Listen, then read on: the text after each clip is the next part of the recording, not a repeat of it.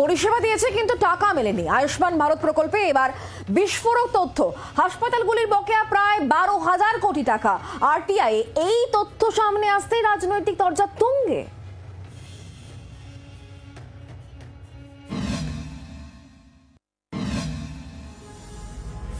আয়ুষ্মান ভারত কেন্দ্র সরকারের স্বাস্থ্য বীমা প্রকল্প 2018 সেপ্টেম্বরে ঢাক ঢোল পিটিয়ে শুরু হয়েছিল এই প্রকল্প। নিম্নবিত্ত মানুষ 5 লাখ টাকা পর্যন্ত চিকিৎসা বীমার সুবিধা পান এই প্রকল্পে, কিন্তু সেই প্রকল্পেই কোটি কোটি টাকা বকেয়ার বোঝা। কেন্দ্রীয় সরকারের আয়ুষ্মান ভারত প্রকল্পে যেমনভাবে প্রচার করা হয় ঠিক তেমনটা নয় বলছে এই আরটিআই রিপোর্ট। কারণ ভিন রাজ্যের বিভিন্ন হাসপাতালগুলির বকেয়ার পরিমাণ বেড়ে দাঁড়িয়েছে প্রায় 12,000 কোটি। কেন্দ্রের ওয়েবসাইট বলছে চালু হওয়ার পর থেকে এখনো পর্যন্ত এই প্রকল্পে চিকিৎসা পেয়েছেন 8,59 লক্ষ মানুষ, কিন্তু তাদের টাকা কি মিটিয়েছে কেন্দ্র? সেই তথ্য নেই পোর্টালে।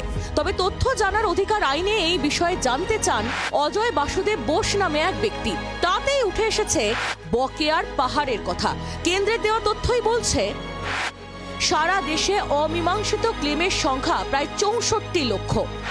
হাসপাতালগুলির বকেয়া প্রায় 12,000 কোটি টাকা, জানিয়েছে আয়ুষ্মান ভারতের দায়িত্বপ্রাপ্ত ন্যাশনাল হেলথ অথরিটি। অর্থাৎ কেন্দ্রই জানাচ্ছে এই বিপুল বকেয়ার তথ্য। এ নিয়ে দ্বিধা বিভক্ত রাজ্যের চিকিৎসক মহল।